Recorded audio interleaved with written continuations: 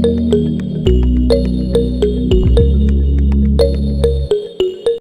Friends, welcome to your YouTube channel. आज की इस क्लास में मैं आपके लिए लेकर आया हूँ यूपी पॉलिटेक्निक एंट्रेंस एग्ज़ाम की एक और इम्पॉर्टेंट चैप्टर जिसका नाम है बहुपद एवं गुणनखंड, मीन्स पॉलिनोमियल्स एंड फैक्टर्स। आज मैं आपको बहुपद और गुणनखंड के जो इम्पॉर्टेंट क्वेश्चंस हैं उसको सॉल्व करने के मेथड्स के बारे में बताऊंगा और उसके कुछ इम्पॉर्टेंट क्वेश्चंस को सॉल्व करेंगे। चलिए देखते हैं इस चैप्टर को जिसका नाम है बहुपद एवं गुणनखंड। तो सबसे पहले बहुपद क्या होता है? तो बहुपद एक ऐसा बीजगणितीय व्यंजक होता है जिस पर चर की घात क्या होती हैं? पूर्णांक संख्याएं होती हैं। चर पर घात क्या होती हैं? पूर्णांक संख्याएं होती हैं। उन्हें हम लोग क्या कहते हैं? बहुपद कहते हैं। तो आप देख रहे हैं यहाँ पर उदाहरण में दिया हुआ x प्लस 2, एक्स प्लस 2 दिया हुआ, ये क्या है? बहुपद है। क्यों? क्योंकि x की घात क्या दिया हुआ? 1 लिखा हुआ है, तो ये बहुपद है। दूसरा आप देख रहे हैं x square plus 2x plus 3 लिखा हुआ है, तो यहाँ पर भी x की घात 2 है, x की घात 1 है और 3 गुणे x की नहीं लिखा है, यानी x की घात 0 है। तो ये सभी क्या हैं? पूर्णांक संख्याएं हैं। तो ये क्या है? बहुपद है। अगला आप देख रहे हैं x cube plus 3x square plus 5x plus 9 लिखा हुआ है। यहाँ पर भी घातांक जो है यक्स की चर क्या है? पूर्ण संख्या है, तो ये भी क्या है? बहुपद है। तो इस तरीके से आपने तीनों बहुपद जो देखा, इसमें क्या है? यक्स की घात क्या है? यक्स चर है और इस पर घात कैसा है? पूर्णांक है। और जब चर पर घात पूर्णांक होता है तो उसे हम लोग क्या कहते हैं? बहुपद कहते हैं। क्या कहते हैं? बहुपद कहते हैं। और ये इस चैप्टर में हम लोग को जो पढ़ना है, घात के आधार पर ये 3 प्रकार के होते हैं। कैसे कैसे होते हैं? तो ये चर की घात क्या होना चाहिए? 1 होना चाहिए, जैसा कि आप यहाँ देख रहे हैं, ये लिखा हुआ है पहला उदाहरण। दूसरा क्या लिखा हुआ है? X square plus 2x plus 3, दूसरा प्रकार आपका ये है द्विघात बहुपद वाले। और त्रिघात यानी यक्स की घात क्या होनी चाहिए? 3 होनी चाहिए। तो जो अधिकतम घात होती है वो बहुपद की क्या कहलाती है? घातांक कहलाती है। किसी भी व्यंजक में जो अधिकतम घात होती है वो उसकी क्या कहलाती है? घातांक। जैसे आप ये देख रहे हैं एक्स की घात 3 plus 3x square plus 5x plus 9, तो इस बहुपद की घात कितनी है? 3 है। ये बहुपद की घात हो गई। ठीक है, चलिए अब गुणनखंड क्या होता है इसे देख लेते हैं। तो गुणनखंड क्या होता है? यदि दिए गए व्यंजक को 2 या 2 से अधिक सरलतम व्यंजकों के अथवा खंडों के गुणनफल के रूप में व्यक्त कर दिया जाए तो प्रत्येक व्यंजक अथवा खंड मूल व्यंजक के गुणनखंड कहलाते हैं और इस क्रिया को गुणनखंडन कहते हैं। जैसे यदि यक्स स्क्वायर प्लस यक्स दिया है और इसमें हम इसको यक्स कामन ले लें तो अंदर क्या मिलेगा? एक्स प्लस 1 मिलेगा। जब x प्लस 1 आपका मिला तो ये आप देख रहे हैं यहाँ पर 2 गुणनफल खंडों के रूप में लिखा हुआ है। x पहला हो गया और दूसरा x प्लस 1, यानी हमने प्रश्न को क्या कर दिया? योगफल से क्या कर दिया? गुणनखंड के रूप में लिख दिया, गुणे के खंड के रूप में लिख दिया। तो ऐसे व्यंजक क्या कहलाते हैं? गुणनखंड कहलाते हैं। जब गुणनफल के रूप में लिख देते हैं तो उसको क्या कहते हैं? गुणनखंड कहते हैं। और इस करने की प्रक्रिया को गुणनखंडन कहते हैं। ठीक है, चलिए अब इसके कुछ महत्वपूर्ण तथ्य देख लेते हैं। चलिए अब इसके महत्वपूर्ण तथ्य क्या है? बहुपद को गुणनखंड कैसे करते हैं, गुणनखंड के लिए सूत्र क्या है, इसको भी देख लेते हैं। तो सबसे पहला नियम दिया हुआ है, समूहन विधि में व्यंजक को 2 या 2 से अधिक ऐसे समूहों में बांटते हैं जिनमें कोई राशि या संख्या उभयनिष्ठ हो। 2 भागों में बांट देंगे। जैसे अभी हमने लिखा यक्स स्क्वायर प्लस एक्स है, हम इसमें से 2 खंडों में बांट दें, यक्स कॉमन ले लें, यक्स उभयनिष्ठ है तो यक्स प्लस 1 मिलेगा। तो ये क्या हो गया? गुणनखंड हो गया। ठीक है, नेक्स्ट कह रहा है यदि द्विघाती त्रिपद व्यंजक, द्विघाती त्रिपद व्यंजक में मध्य पद को इस प्रकार विभाजित करते हैं कि वह प्रथम तथा तृतीय पद के गुणनफल के गुणनखंडों के योग के बराबर हो। ठीक है, यानी त्रिघाती व्यंजक है तो उसको हम लोग मध्य पद को 2 भागों में विभाजित कर देंगे और इस प्रकार से विभाजित करेंगे कि गुणनफल का योग प्रथम और तृतीय पद के गुणनफल का योग क्या हो? मध्य पद के बराबर हो। अगला क्या कह रहा है तीसरा, यदि x बराबर p रखने पर, x बराबर p रखने पर ax² plus bx plus c का शेषफल शून्य हो।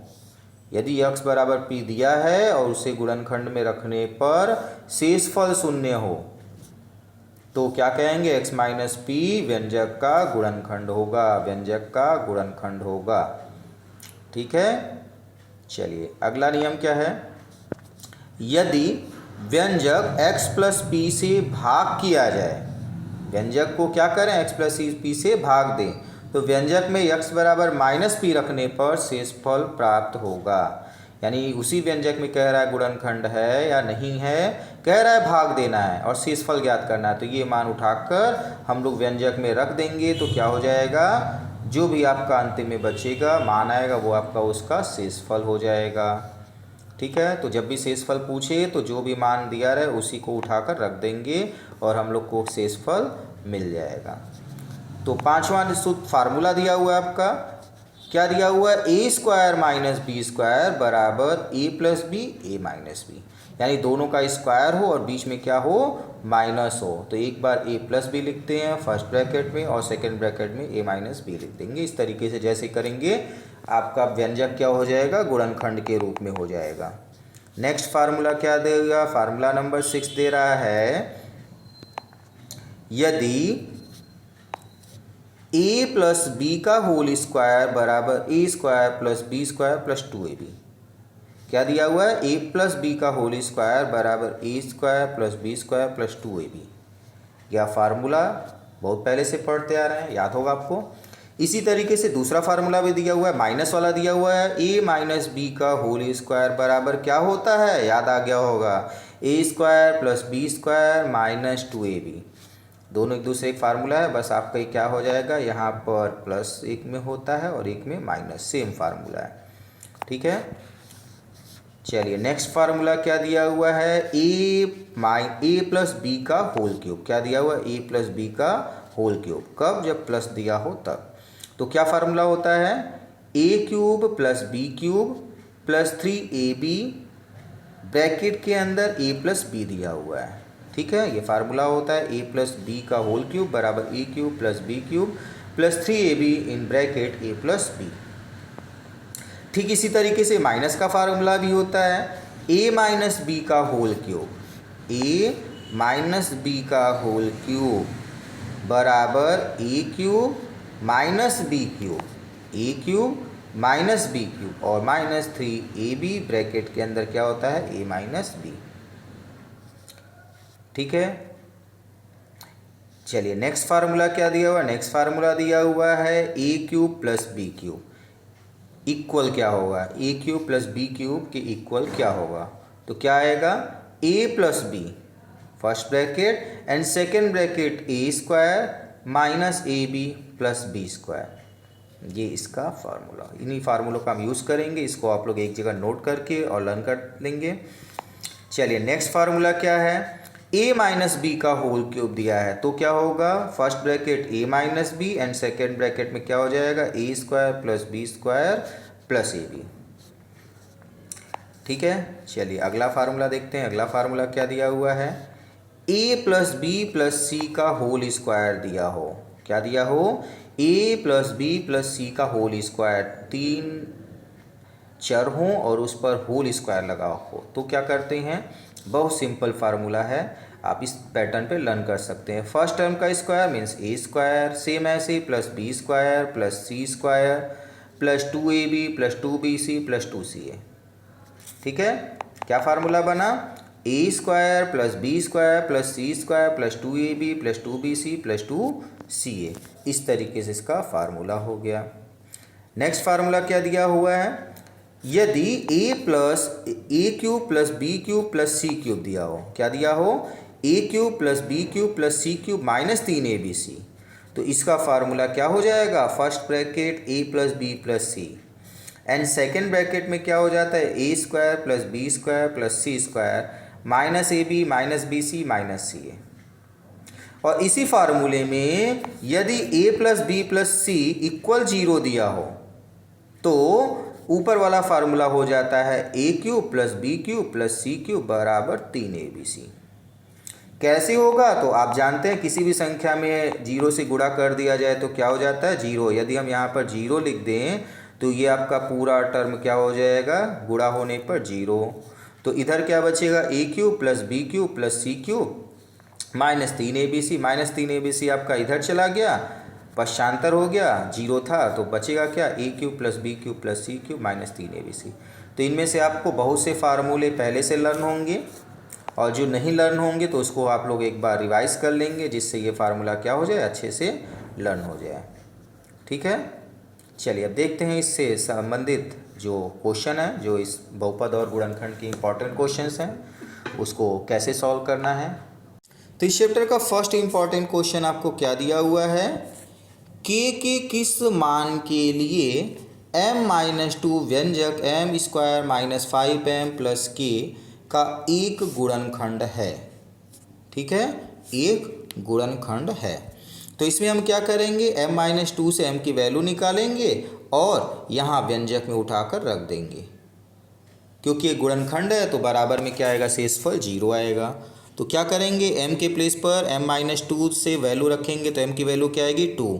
तो क्या हो जाएगा 2 का स्क्वायर माइनस 5, m के प्लेस पर 2 रखना है प्लस k लिखेंगे, k की वैल्यू नहीं पता है, इक्वल में जीरो, क्योंकि प्रश्न में कहा है गुणनखंड है तो जीरो रख देंगे।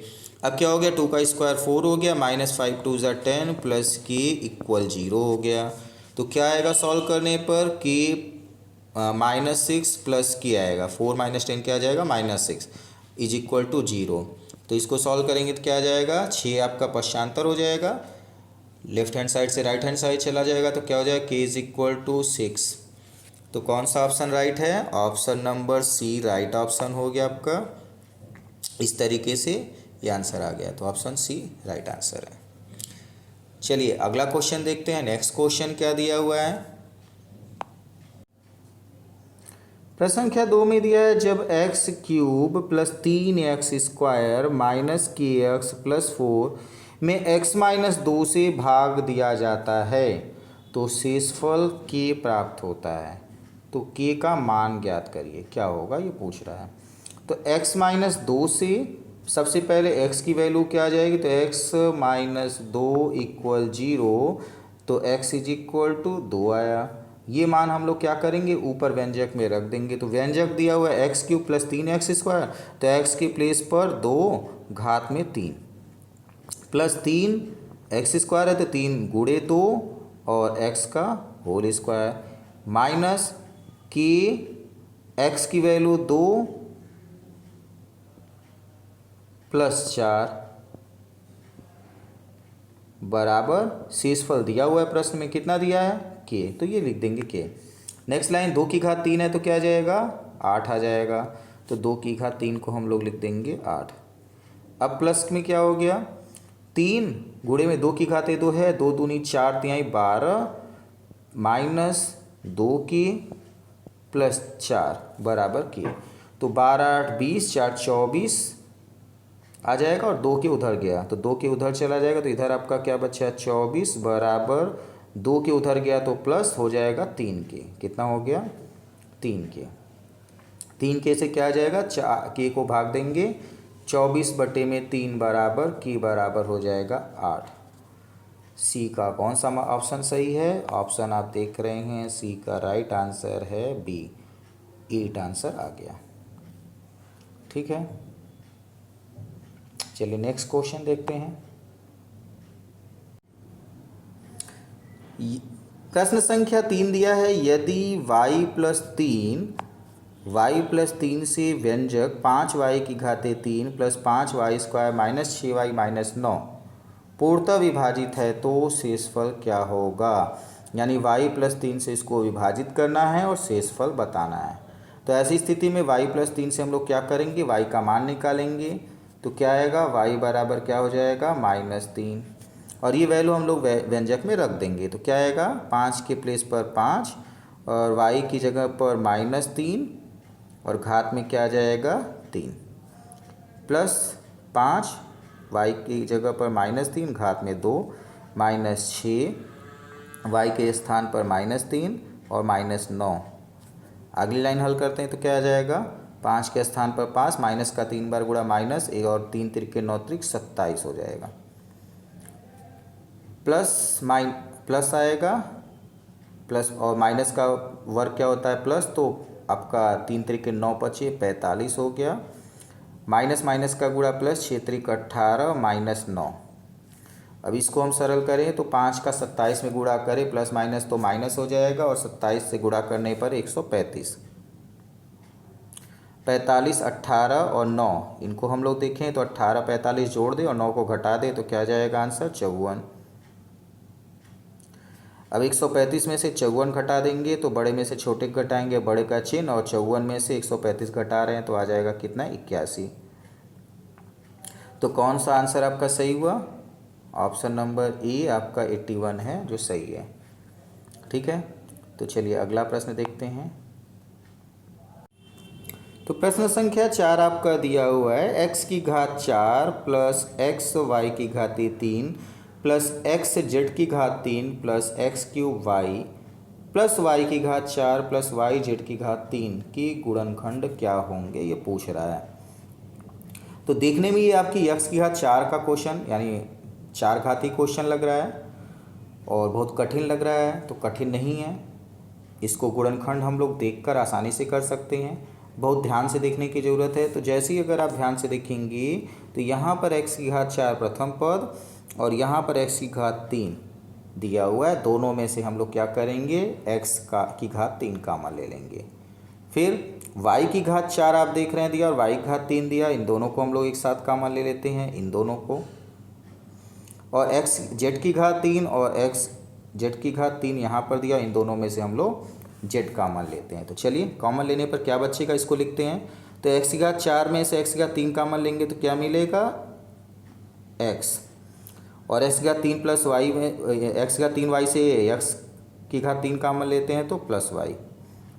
ठीक है, अब y की घात 3 कॉमन लेते हैं तो क्या आ जाएगा y प्लस वाई घात 3, अंदर क्या मिलेगा y घात 4 से एक y मिलेगा और इससे आपका x मिल जाएगा, प्लस z की घात 3 दोनों में से कॉमन लेते हैं तो क्या मिलता है x प्लस वाई मिल जाएगा।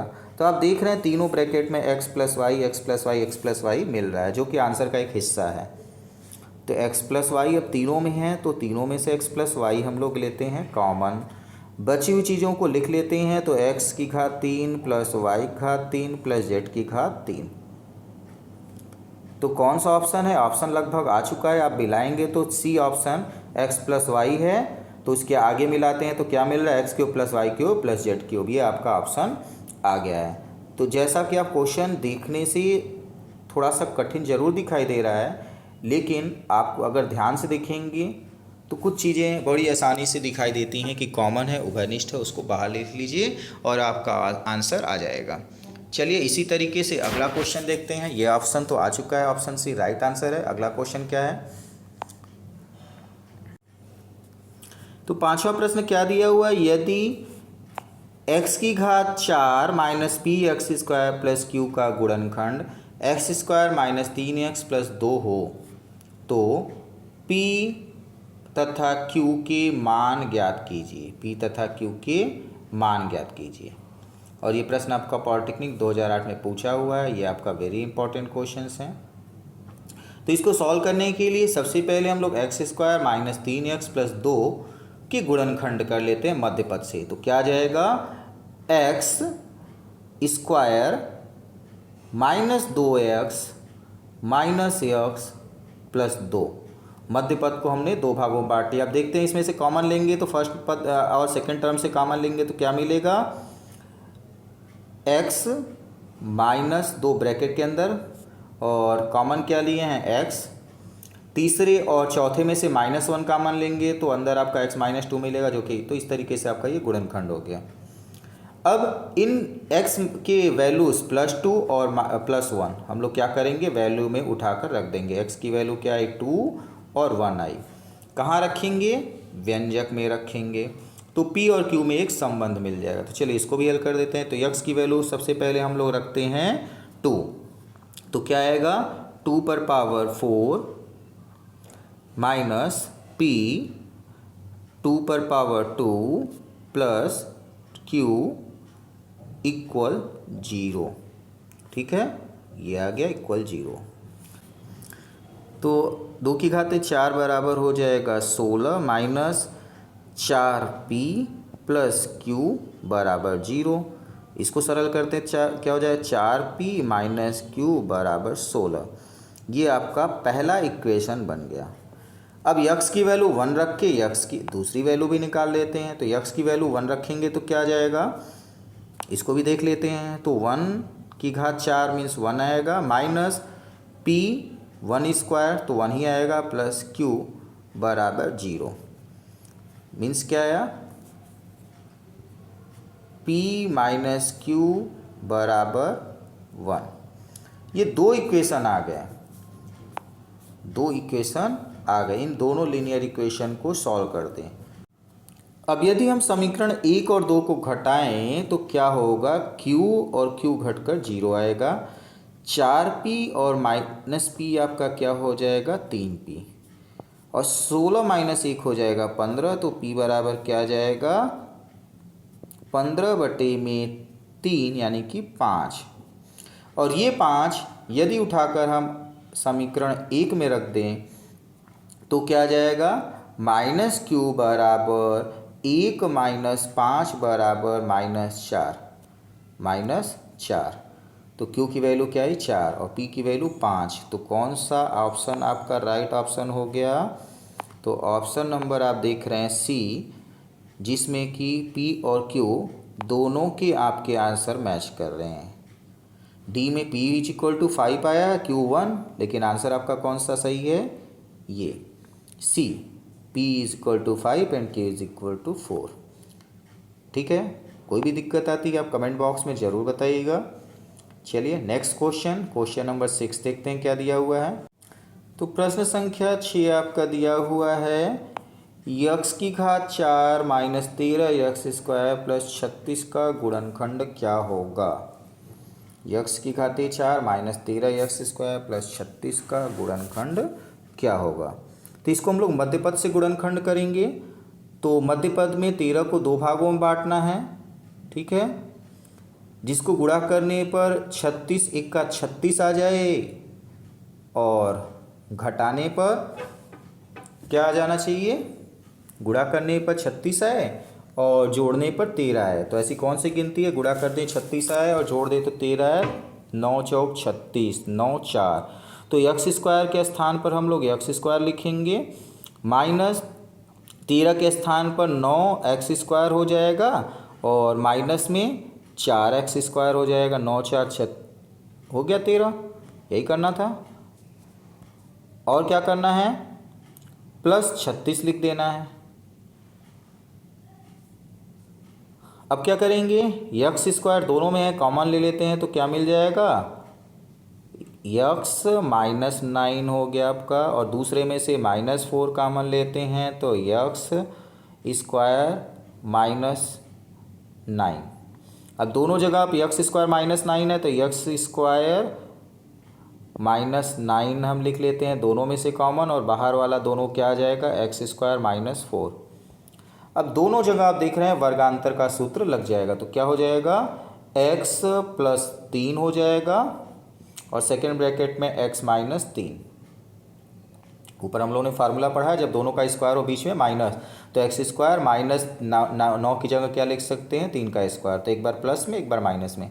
ऐसे ही दूसरा आपका हो जाएगा x -2, और दूसरे जगह हो जाएगा x + 2। तो कौन सा ऑप्शन सही हुआ देख रहे हैं आप, ऑप्शन नंबर ई जो है राइट आंसर है। x + 2, x - 2, x + 3, x - 3 आपके चारों यहाँ के ऑप्शन मिल गए। ठीक है, तो ऑप्शन सी आपका राइट आंसर हो गया। चलिए नेक्स्ट क्वेश्चन देखते हैं, क्वेश्चन नंबर 7। तो प्रश्न संख्या 7 दिया हुआ है, व्यंजक में 3y की घाते 3 + y² - 19y + 6 को y - 3 से विभाजित करने पर शेषफल क्या आएगा। शेषफल पूछ रहा है, और ये प्रश्न आप देख रहे हैं 2007 में आए हुए क्वेश्चन हैं। ठीक है, तो ये भी आपका इम्पॉर्टेंट क्वेश्चन है। वैसे तो सारे ही इंपॉर्टेंट क्वेश्चन है, बट जो आपके पॉलिटेक्निक्स में आए हुए हैं वो आप देख लीजिए, निश्चित रूप से उसको प्रैक्टिस कीजिए अच्छे से।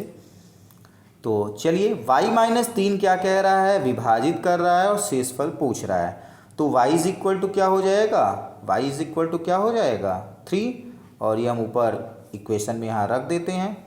तो क्या रखेंगे, 3 के प्लेस पर 3 लिखते हैं और y के प्लेस पर क्या लिखेंगे 3, और घात में भी क्या है 3, प्लस y की घात 2 है तो क्या लिखेंगे 3 की घात 2 लिख देते हैं, प्लस माइनस 19 और y की जगह पर 3 प्लस 6, और सरल करें तो 3 तिरके 9 तिरक 27 तियाँ 81 हो गया। ये आपका कितना हो गया 81, 3 तिरके 9 और माइनस 19 तियाँ 57 प्लस 6, तो 81 और 9 आपका 90 6 96, 96 में से 57 घटाएंगे तो कितना आएगा 96 माइनस 57, तो आपका आंसर क्या आएगा 16 में से 7 जाएगा आपका आएगा 9, और 8 में से 5 किया 3, 39 आपका आंसर। तो कौन सा ऑप्शन राइट है, प्लस वाला आंसर राइट है 39,